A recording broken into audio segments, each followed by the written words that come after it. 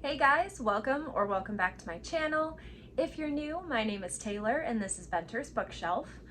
We are going to be doing my 2022 year in review. So for the year 2022, I read a total of 141 books, and that is my best reading year ever. I have never read over 100 books in 1 year before, and definitely never gotten over 140 books in 1 year. So it was absolutely fantastic, and it just makes me so excited for 2023. So I have some of my favorite books of the year that I want to highlight for you guys, as well as I want to talk about some of my least favorite books of the year. So stick around and we will start with my favorites.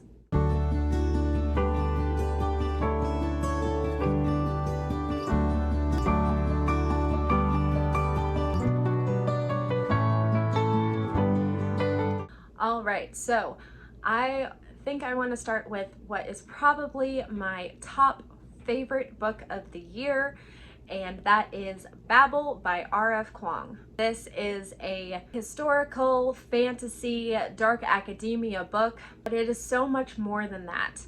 It touches on colonization and privilege and racism and the power of language, as well as rebellion and secret societies. It's so complex, yet a very relatable story, and I would say easy to read. So we follow Robin Swift as our main character, and he is taken by his patron from his home of Canton and is raised in academia, and specifically with the purpose of becoming a student at Oxford's Babel Tower, which is the Royal Institute of Translation. Once he reaches his maturity, he goes to Oxford and becomes a babbler, and he meets his group that he's basically going to be with for the next 4 years. And they are Rami, Victoire, and Letty. Now, they are all specializing in different languages, but they go through a lot of the same courses together. They study their butts off together, and they really become like a family. Robin is then recruited into this secret society that is trying to basically bring down the institution, thinking that it's going to stop the colonization and the exploitation of these other countries. So it's definitely a very charged story, but it was so amazing. Literal masterpiece. Please read it if you have not yet. And I am just like, bow down to R.F. Kuang. Bow down. It is that good. Next, I want to talk about a new series that I discovered in 2022, and I honestly believe that it is this generation's Harry Potter, and that is the Morrigan Crow series by Jessica Townsend. We have Nevermore, Wondersmith, and Hollowpox currently published, and in October of 2023, the 4th book, Silverborn, is going to be published as well. So this last year, I read the first 3 books, and my daughter read the first 3 books. It is a middle grade fantasy series, and it is so good. I love the world. I love the characters, especially the character Jupiter North, who is like the patron for Morrigan Crow, who is our main character. It's become one of my favorite fantasy worlds, and I am just so excited for the 4th book to come out. So in the events of Nevermore, the 1st book, we are following Morrigan Crow, and she is cursed to die on her 12th birthday. Well, the time of that, which is called eventide, comes a year early. And so she is expecting to die on her 11th birthday. She is being hunted by the thing called the Smoke and Shadow. And she is saved at the very last minute by Jupiter North, who is a crazy ginger-haired wild guy, and he comes in like this mechanical spider thing and whisks her away to the free state of Nevermore and to his hotel, the Hotel Deucalion.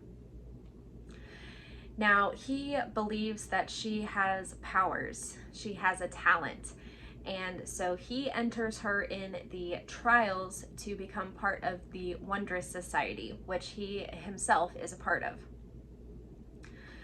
So there are a bunch of different trials that Morrigan and other children who are being entered have to go through to become a member of this society. She is also being threatened by another patron because she is an immigrant into Nevermore, and that is illegal. But while she's in the trials, and if she becomes a member of the Wondrous Society, she is protected and she will not be deported back to her homeland. So it is a wonderful journey. It is wildly fantastical, and the relationships between all of the characters are just so deep and so well-rounded. Just an absolutely wonderful, wonderful series, and if you haven't read it, please do. The next series I discovered in 2022 that I want to highlight for you is the Simon Snow Trilogy by Rainbow Rowell.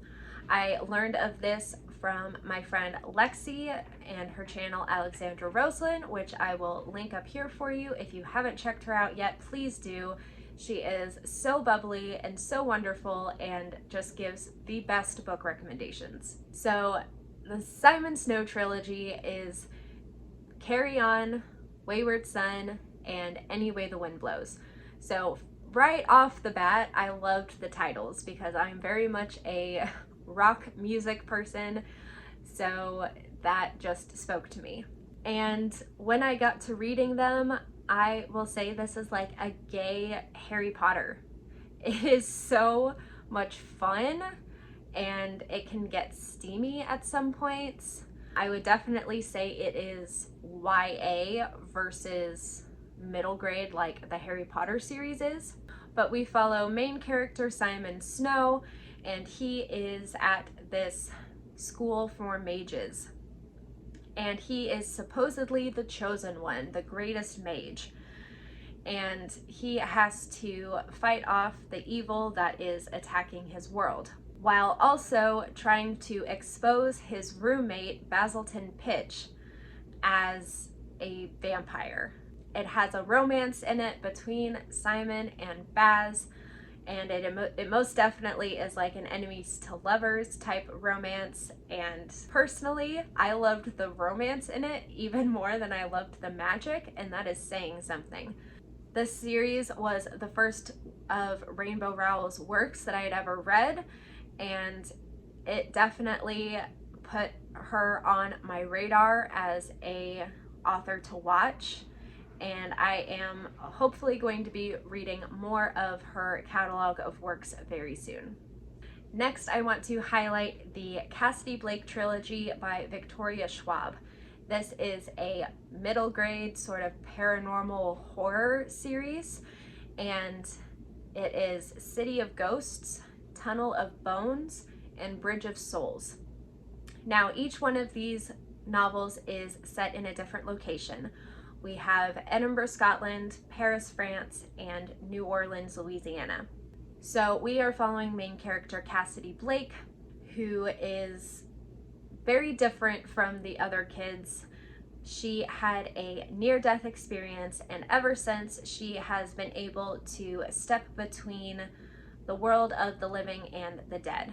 And she has a best friend who just happens to be a ghost. Now, this is kind of a problem because her parents are basically paranormal detectives and they have this wildly popular book series and are starting a television series of paranormal investigation. And Cassidy is being taken along with her parents to their filming locations. So she has to keep her talent of being able to step through the veil a secret from her parents, while also dealing with the ghosts, both friendly and evil, that she encounters. This series is so spooky and atmospheric, and the descriptions of the supposedly haunted sites in each of these locations is wonderful. It makes me want to travel to these places and see the locations in real life. It is just, honestly, for me, it was the perfect spooky read.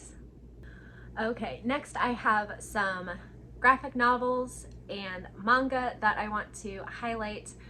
And the first one is the Fence series by C.S. Pacat. And in this one, we follow a group of fencers. They're fencing teams at these like fancy boarding schools. Our main character is Nicholas, and he has always dreamed of being one of the top fencers. And the reason for this is because his father was one of the top fencers. Now, his father doesn't know he exists, and he has a half-brother that is also one of the top fencers. Now, Nicholas, in one of his competitions, lost to this guy named Seiji, and when he gets to the school to participate in the fencing team, he realizes that his roommate and teammate is Seiji. So there's definitely a lot of tension there that has to be worked through, as well as a lot of personal issues that Nicholas has to work through himself to become the type of fencer that he wants to be. I love the sport of fencing. It is one that holds some significance in my family, and just having a graphic novel series like this about fencing is just so delightful is the best way for me to put it. And if you enjoy graphic novels, if you enjoy competition in your reads, I highly recommend this series. The next one I want to highlight is the Heartstopper series by Alice Oseman. Now, I'm sure you've already heard of this. It's everywhere, and it is just the cutest and sweetest. I love it. And I think everyone who's read it has loved it. So I read volumes 1 through 4 and am highly anticipating the 5th and final volume being released in February of 2023. This series we follow Nick and Charlie. Nick is the jock guy in the school, but he is sort of like a gentle giant. And Charlie is a very shy and quiet boy who the previous year had been outed as gay and has dealt with a bunch of bullying from that. And him and Nick become friends, and Nick is kind of his like protector. As they get to know each other more, and as Nick kind of brings Charlie out of his shell, they start to develop feelings for each other, which is a big deal for Nick because he always thought he was straight. So there is a lot of self-discovery in here, as well as the series deals with issues of depression and eating disorders. So keep that in mind before you pick it up if those are triggers for you. But overall, it is just a very heartwarming story of two boys coming together and falling for each other. Heartstopper has also been adapted to a Netflix series, and I have watched it, and it is just as wonderful as the graphic novels. So please pick up this series or watch it on Netflix if you aren't into graphic novels. It is so wonderful and just brings a smile to my face anytime I talk about it or read it or watch it. Absolutely wonderful. The next series is a manga, and it is probably my favorite manga of all time, and that is Orange by Ichigo Takano. I read all 6 volumes in 2022, and in it we follow our main character Naho and her group of friends in the 11th grade. Now, Naho has just received a letter from her future self telling her that she needs to save the new transfer student Kakeru, and that there are certain events that future Naho believes contributed to the demise of Kakeru. Now, it's not just Naho who receives this letter. Each one of the people in her friend group also receive a letter from their future self saying the same thing.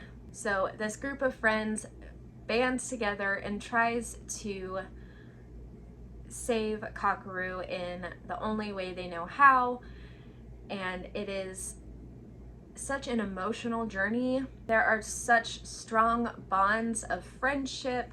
It also deals with past trauma and depression. It's a very complex story, and it's woven in such a way that is just gorgeous. So if you like manga, highly recommend this series. Like I said, I think it is now my favorite manga of all time. And the last series that I want to highlight for you from my 2022 reads is the Secret Book and Scone Society series by LaRue Adams. This is a cozy mystery series, and I read books 2 through 5 in 2022. In it, we follow Nora, who has moved to this small town and opened up a bookshop.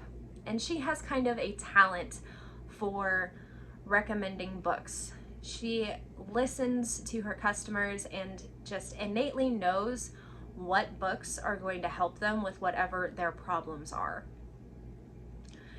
And she forms this group of friends with some of the other women in the town.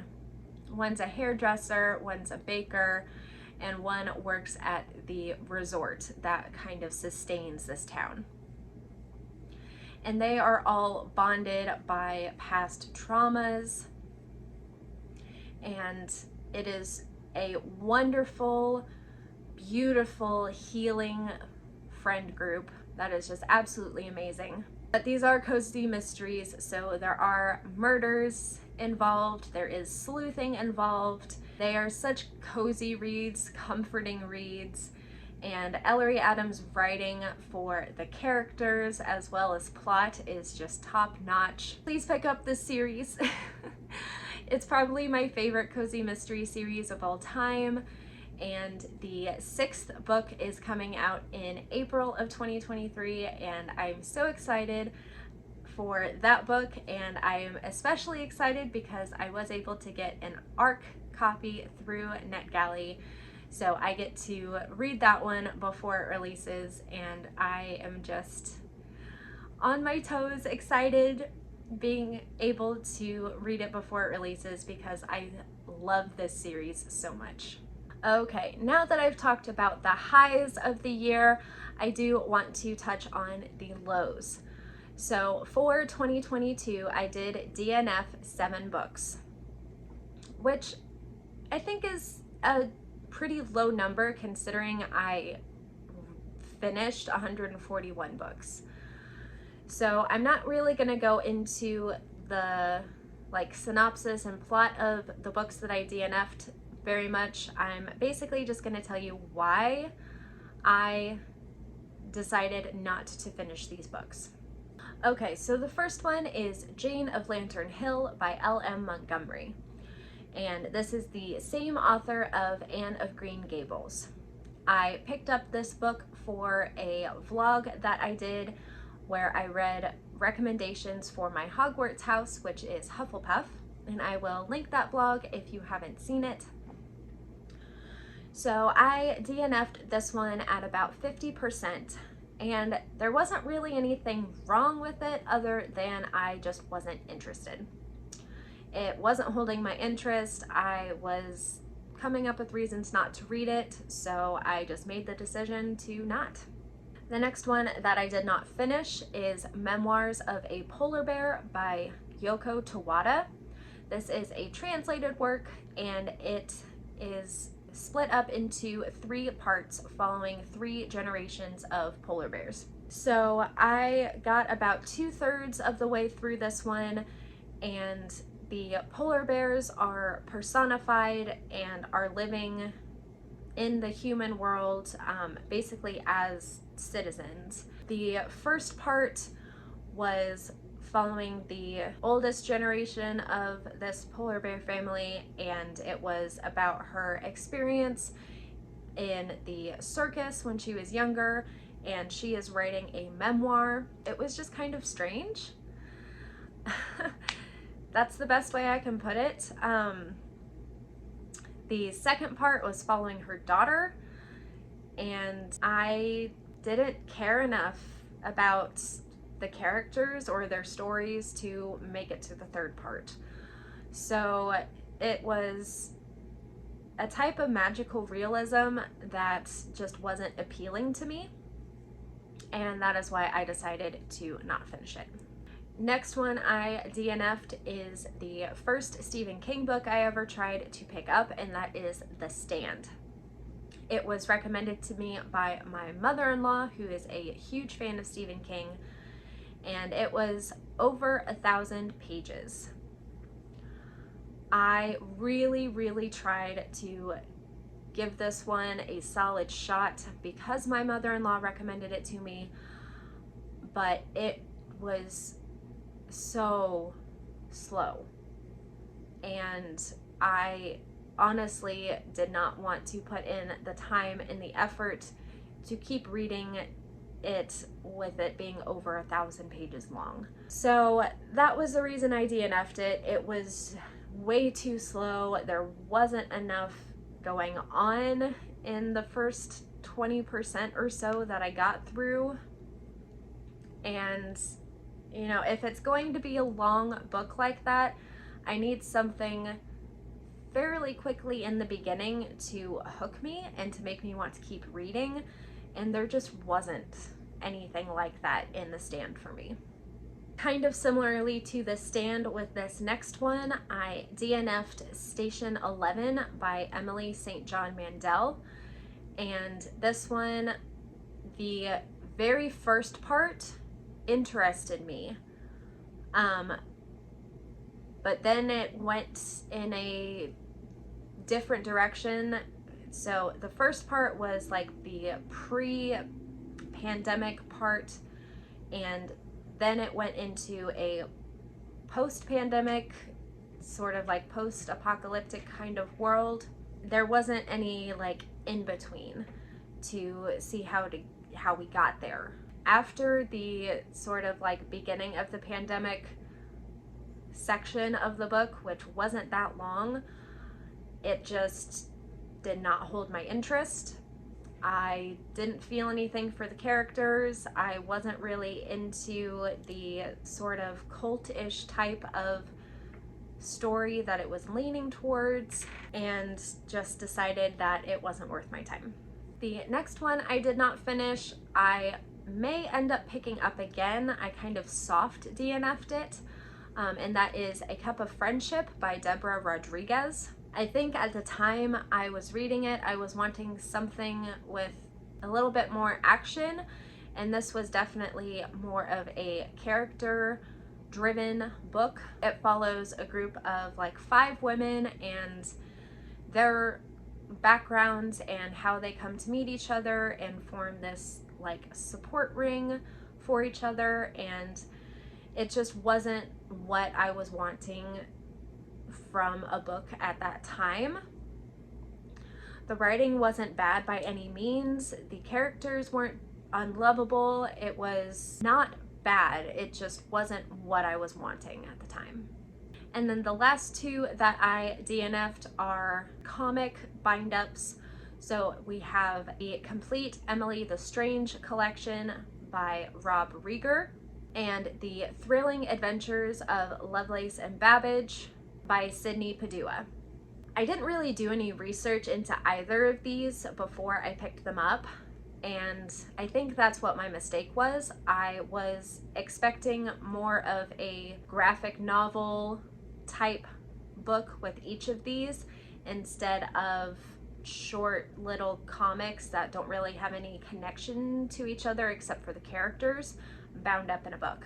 So with Emily the Strange, I initially wanted to read it because it was about this little gothic girl. It just ended up being very bizarre, and like I said, they're little comics that really have no connection except for the main character, and it wasn't what I thought it was going to be. And same thing on the Thrilling Adventures of Lovelace and Babbage. The historical figures of Ada Lovelace and Charles Babbage are two of my favorites from history. I hold them in high esteem for the work that they did, and that was the reason why I picked up this one. And the first part of it was fine. It was the story of Lovelace and Babbage in comic form. But then it got very, very weird and started going into like alternate histories and alternate dimensions, with Lovelace and Babbage still being the stars of the story. And the weirdness, the alternate history part, it wasn't my thing at all. So that is why I DNF'd that one. Okay, moving on to the books that I did finish but didn't like. The very first one we have here is Apples Never Fall by Liane Moriarty. This is the first Liane Moriarty book that I've ever read, and she is a big name, so I'm not going to count her off just based on this one book. So in Apples Never Fall, we are following this family, and the mother goes missing. We're basically following the aftermath of that with her children, as well as this stranger that ended up sort of boarding with the family for a while. It was marketed as like a family drama suspense novel. It wasn't suspenseful. It had the mystery part in there, and there is definitely family drama, but it just fell very flat for me. So I ended up giving it 2 stars. The next one on my least favorite list is one that I'm sure the rest of the book community is going to scorn me for, and that is The Invisible Life of Addie LaRue by V.E. Schwab. So I really wanted to like this one because it seemed like everyone in the book community that read it has loved it. But I am not alone in my opinion, because one of my best friends, Gabby, also read it, and she also did not enjoy it. In it, we are following this woman, Addie LaRue, who is being forced into a marriage and with a person that she doesn't have any feelings for, and she decides to pray to the gods to change her fate, basically. But she doesn't realize that as she's praying, the sun is going down. So instead of praying to the light gods, she ended up praying to a dark one, and while the dark one has granted her wish, it came at a pretty steep price. So she is set free from this marriage. However, no one remembers her, and she can't say her name. She is doomed to immortality and loneliness, because while she can meet people and give a fake name, as soon as the door closes or they turn away or something like that, they completely forget that she exists. She's erased from their memory. So she lives through hundreds of years this way, and then she meets a young man who does remember her. That turns into a romance, but this dark god is constantly checking in on her, constantly looming over her, trying to get her to end this curse that she's been under for hundreds of years and give herself up to him. This book could have been at least 200 pages shorter than it was and not have anything missing from the plot. There was so much trivial stuff thrown in there. It felt like the book was mostly filler chapters, and it just was not good for me. I ended up giving this one 2 stars. Next on my least favorites is Half a King by Joe Abercrombie. I picked this one up hoping for a super epic fantasy because that is what Joe Abercrombie is known for. I had never read one of his books before, and based on this one, I may pick up another one, but this one was really not good for me. We are following this crown prince who is betrayed by his family because he has a disfigured hand, and they leave him basically out to die. Well, he doesn't die, and he is trying to work his way back to claim his throne as the rightful heir. It was very boring, and the action parts were lackluster, and the fantasy of it for me was lackluster. It was hard to get through. It was not holding my attention. I ended up giving it 2 stars as well, which for me is kind of like my standard rating for if I really didn't like a book, but I did finish it. And the last 2 on my least favorites list, I'm going to touch on just briefly.